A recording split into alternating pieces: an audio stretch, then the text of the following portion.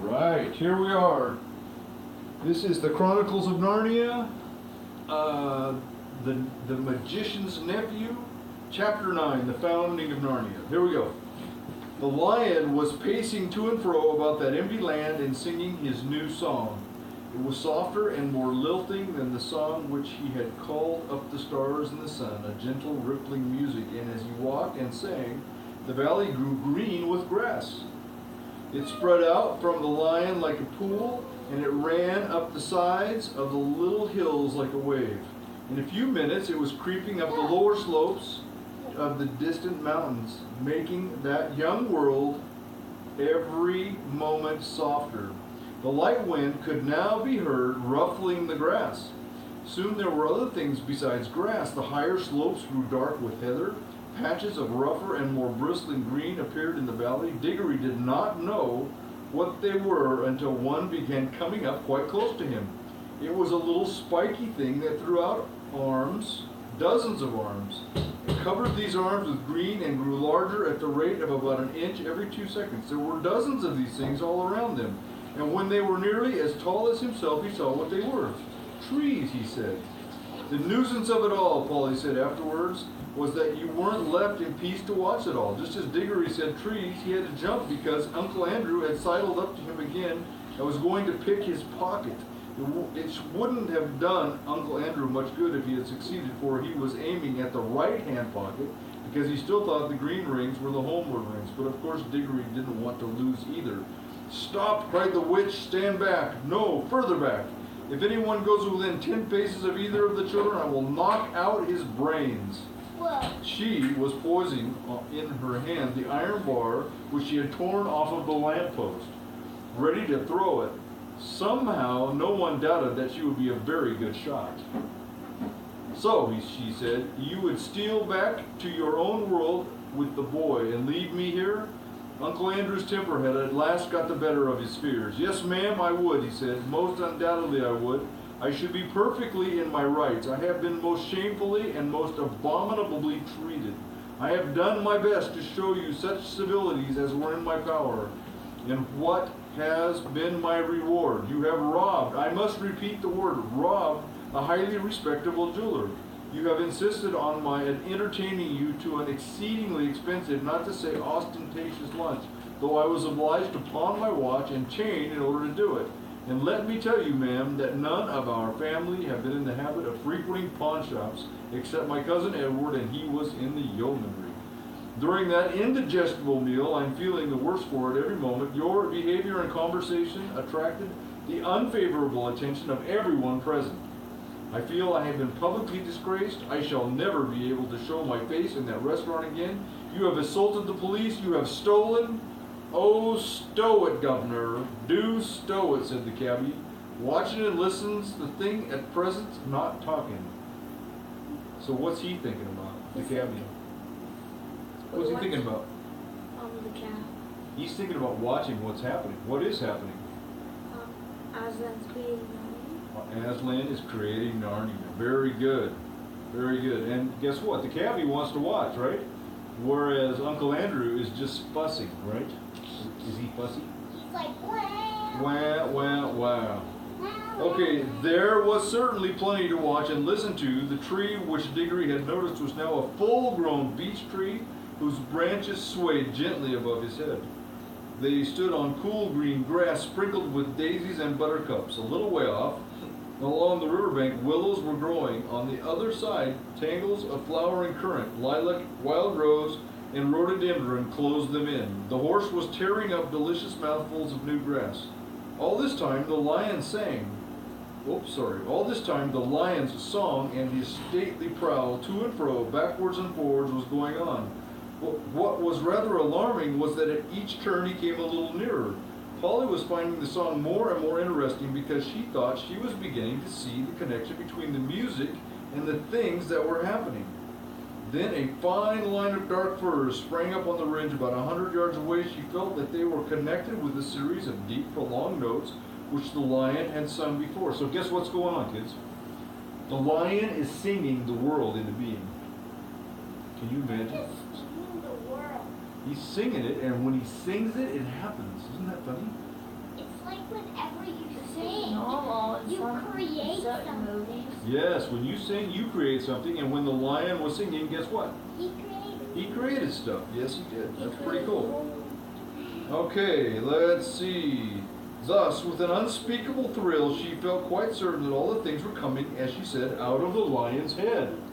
Out of the lion's head. When you had listened to his song, you heard the things he was making up.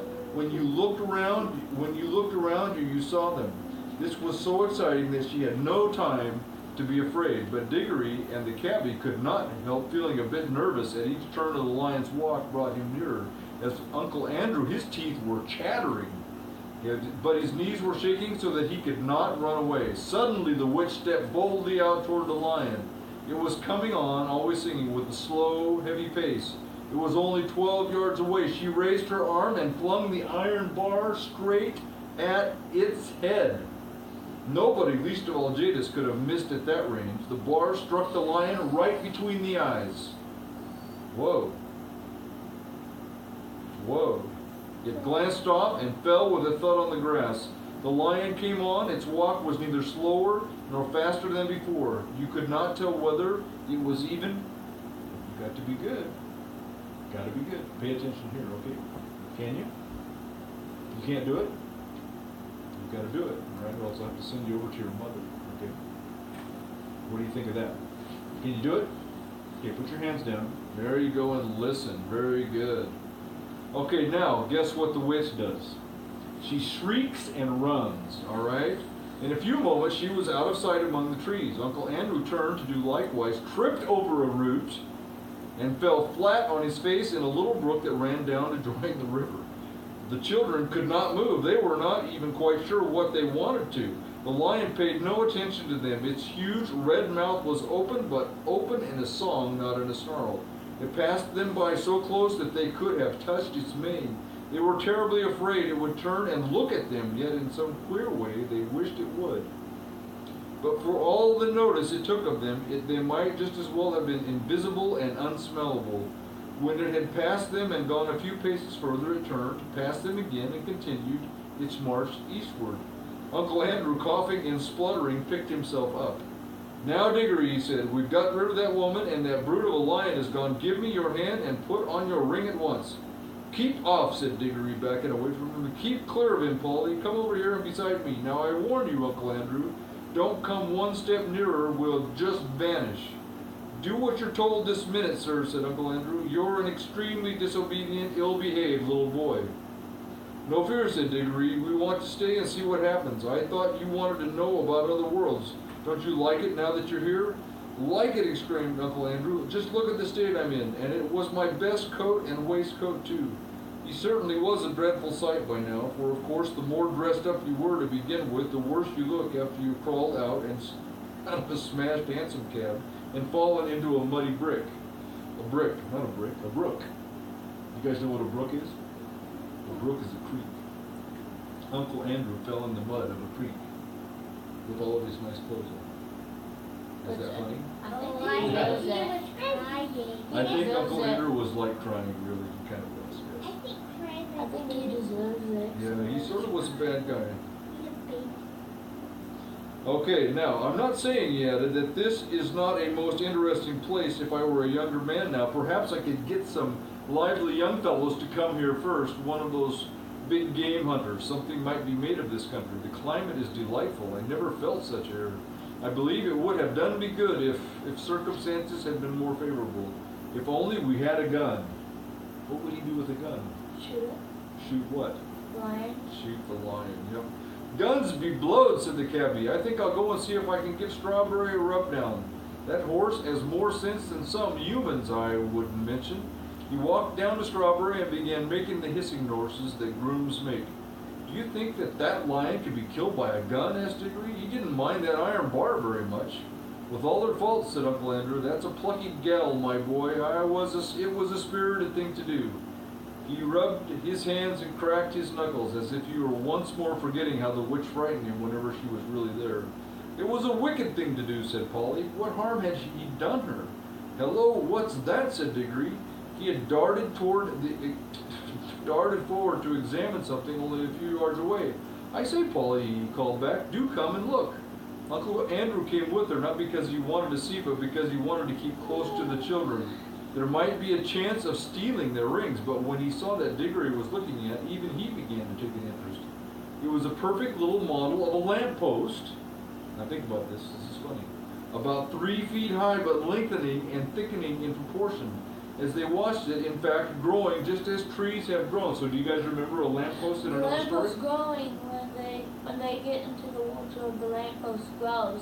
The lamppost has grown when he created the world, and it grew up to be that lamppost. I know how they made the wardrobe because they were in Narnia and they brought a tree back.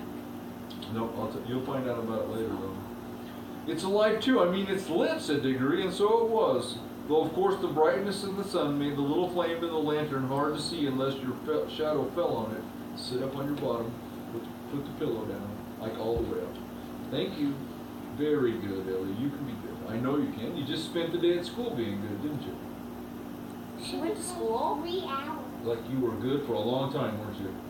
Yep, so you can still be She good goes to a little bit school? more. Yep, she had to go to school already. She's ahead of you guys. What? Okay, let's see. Let me find out where I was. Let me see where I was. I bet you want to know how far we have till we're done, don't you? Yes. Yes. Don't you? So we see how many pages? Yeah. We have 1, 2, I want 3. We have 3.5 pages. You ready? I want to. We're done. So we go fast? Yes. 3.5. So we go fast? So let's go. 1, 2, 3. Okay.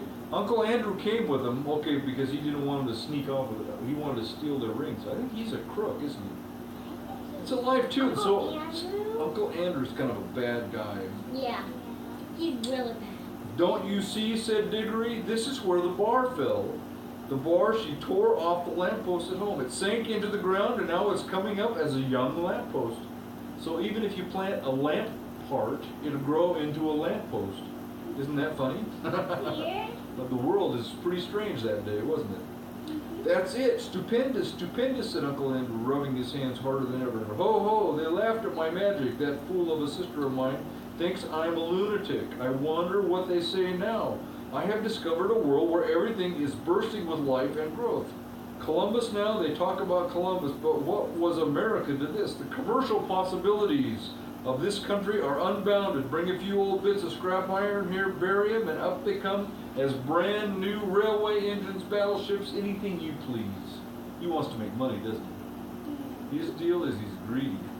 They'll cost nothing, and I can sell them at full prices in England. I shall be a millionaire, and then the climate. I feel years younger already. I can run it as a health resort. A good sanatorium here might be worth $20,000 a year. Of course, I shall have to let a few people into the secret. The first thing is to get that brute shot. Who's going to get shot? Me. The lion. Yep. You're just like the witch, said Polly. All you think of is killing things. And then, as regards to oneself, Uncle Andrew continued in a happy dream, there's no knowing how long I might live if I settled here. And that's a big consideration when a fellow has turned 60. I shouldn't be surprised if I ever grew a day older in this country. Stupendous, the land of youth. So how old is he? 60? Do you know how old I am? Do you know how old Grandpa is? 57. Yeah. In 3 years, I'll be 60. I know. 57. Our Nana's older than you. She is older than me. Yes, she is. Way older. Quite a bit, a little bit She's anyway. 6. She is older. Quite a lot. Oh, cried Diggory, the land of youth. Do you think it really is? For of course you remembered what Aunt Letty had said to the lady who brought the grapes, and that sweet hope rushed back upon him.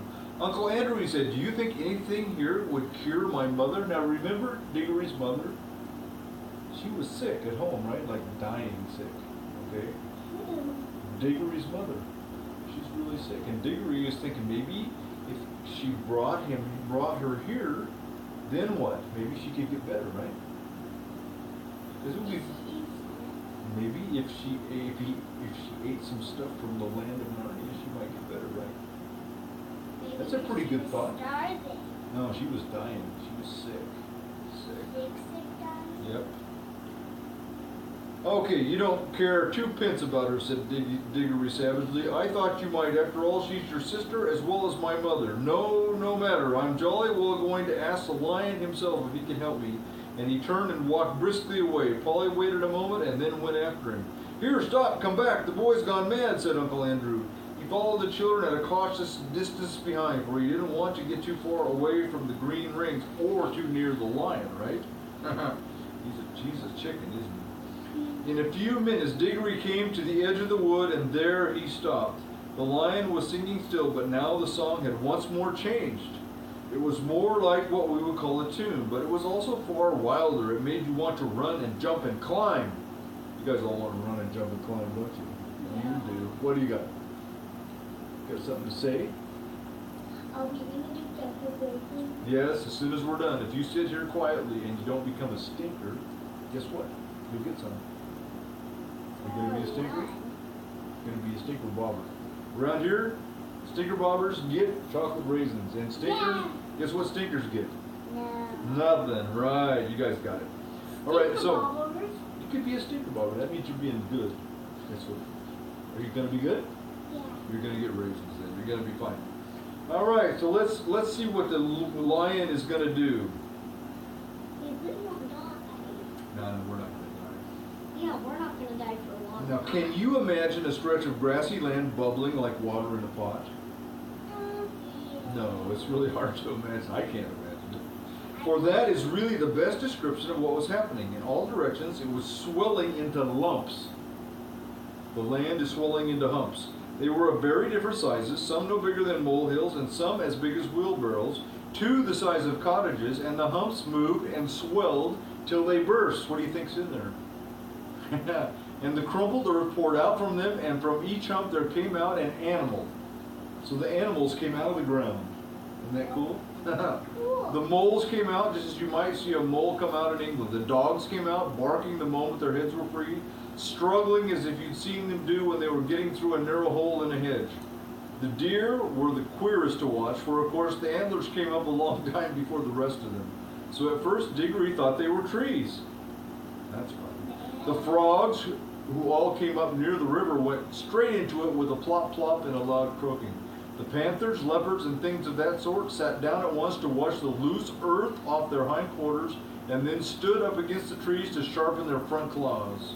Showers of birds came out of the trees, butterflies fluttered, bees got to work on the flowers as if they hadn't a second to lose. But the greatest moment of all was when the biggest hump broke like a small earthquake, and out came the sloping back, the large wise head, and the four baggy trousered legs of an elephant. Can you imagine an elephant coming right out of the ground? Now that is going to take some good imagination, isn't it? You got some good imagination to use on that, Ellie? That is odd, isn't it? It is very odd. All right. But though Diggory could no longer hear the lion, he could see it. It was so big and so bright that he could not take his eyes off it. The other animals did not appear to be afraid of it. Indeed, at this very moment, Diggory heard the sound of hoofs from behind him. A second later, the old cab horse trotted past him and joined the other beasts. The air had apparently suited him as well as it suited Uncle Andrew. He no longer looked like a poor old slave he had been in London. He was picking up his feet and holding his head erect. I think that horse was kind of like dancing, wasn't he? He's dancing. And now for the first time, the lion was quite silent. He was going to and fro among the animals, and every now and then he would go up to two of them, always two at a time, and touch their noses with his. He would touch the beavers along with all the beavers, two leopards among all the leopards, one stag and one deer among all the deer, and leave the rest. Some sorts of animal he passed over altogether, but the pairs which he had touched instantly left their own kinds and followed him. At last he stood still, and all the creatures whom he had touched came and stood in a wide circle around him. The others whom he had not touched began to wander away. Their noises faded gradually into the distance. The chosen beasts who remained were now utterly silent, all their faces fixed intently upon the lion. The cat-like ones gave an occasional twitch of the tail, but otherwise all were still. And for the first time that day there was complete silence, except for the noise of running water. Diggory's heart beat wildly. He knew something very solemn was going to be done. He had not forgotten about his mother, but he knew jolly well that, even for her, he couldn't interrupt a thing like this. Look how much I have. Do you dance around? After that one, not much, right? We almost made it. You guys ready? Got our patience out and our imaginations? You want to listen to the last one? Yeah. Okay, let's do it. Okay, the lion, whose eyes never blinked, stared at the animals as hard as if he was going to burn them up with his mere stare, and gradually a change came over them. The smaller ones, the rabbits, moles, and such like, grew a good deal larger. The very big ones, you notice mostly with elephants, grew a little smaller. Many animals sat up on their hind legs, most with their heads on one side as if they were trying very hard to understand. The lion opened his mouth, but no sound came from it. He was breathing out a long, warm breath. It seemed to sway all the beast as the wind sways a line of trees. Far overhead, from beyond the veil of blue sky which hid them, the stars sang. Can you imagine that? Stars are going to sing. Okay? A pure, cold, difficult music, and then there came a swift flash like fire, but burnt nobody, either from the sky or from the lion itself, and every drop of blood tingled in the children's bodies, and the deepest, wildest voice they had ever heard was saying, Narnia, Narnia, Narnia wake, love, think, speak, be walking trees, be talking beasts, be divine waters. And he taught the animals how to talk.